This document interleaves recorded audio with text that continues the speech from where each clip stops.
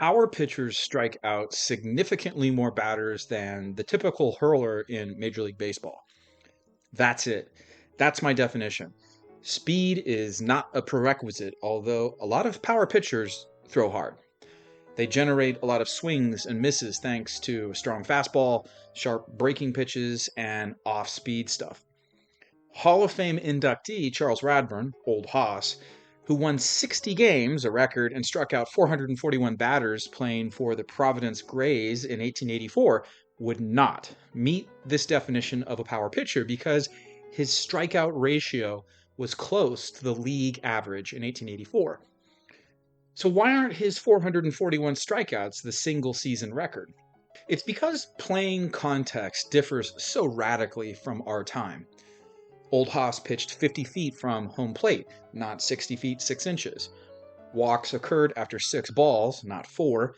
Home runs rarely occurred, and Radburn started in more than half of his team's games. That said, we can make meaningful comparisons. For instance, Old Hoss posted an earned run average of 1.38 in 1884 and won 83% of his games. 120 years later, Greg Maddux posted a 1.56 ERA and won 73% of his games. Both pitchers got guys out and had comparable ERAs, but they were not strikeout artists. Over his career, Old Hoss struck out 2.9 batters per 9 innings, fully within league averages for the 1880s, while Greg Maddux struck out 6.1 batters per 9 innings, just below league averages. Radburn and Maddux were skilled experts in the art of getting guys out and preventing runs, but not so much with strikeouts. When looking at career strikeout ratios, it comes as no surprise to see that Walter Johnson, Bob Feller, and Roger Clemens consistently struck out more guys than their major league peers. But Rube Waddell and Sandy Koufax were freakishly above their league averages. And the same thing can be said for Nolan Ryan, who had the distinction of doing it over a 25-year period. These three pitchers belong in a special group. Our pitchers Randy Johnson and Pedro Martinez had higher career numbers than Nolan Ryan, but they lived during an era when average strikeout totals were rising sharply, and that fact should be taken into account when making comparisons. So what explains the incredible doubling of strikeout totals per game since 1950? In general, there have been changes to the philosophy of hitting and pitching. In the dead ball era, hitters focused on putting the ball in play and not striking out. Ever since the 1920s, some batters have become more willing to strike out. Let's call it the Babe Ruth effect. Hit a home run or strike out trying. Other pieces of context to consider include the designated hitter rule, increased use of relief pitchers, bullpens as specialized strategic units, and advanced training methods. For pitchers, including video analysis, strength training, and superior coaching than previous eras. By the 1990s, batters were swinging and missing pitches at much higher rates, while more pitchers had the tools to blow hitters away with speed and nasty breaking stuff.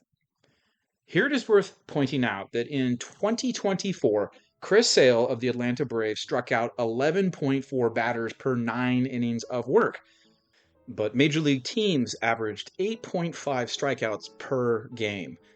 In our time, power pitchers have to punch out ever more batters to be powerful.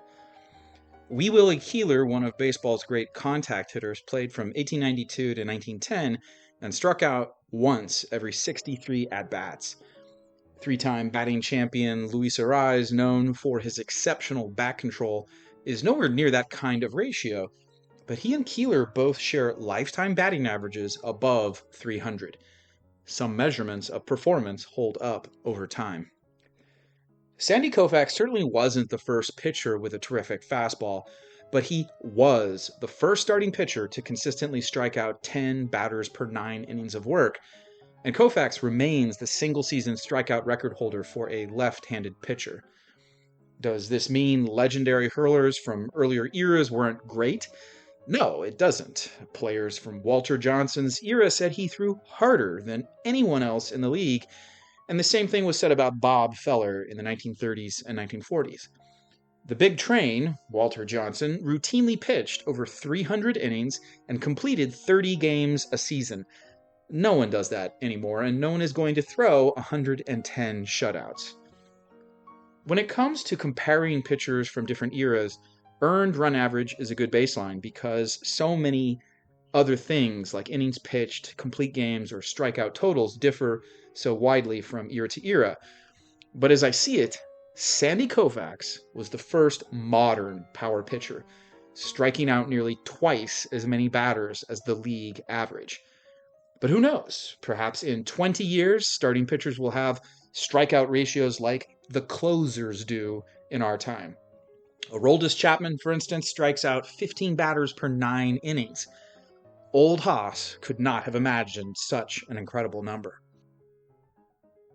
Hey, this video is a revised version of the original. I refashioned it a bit after receiving several good comments. Let me know what you think of this one, and thanks for watching.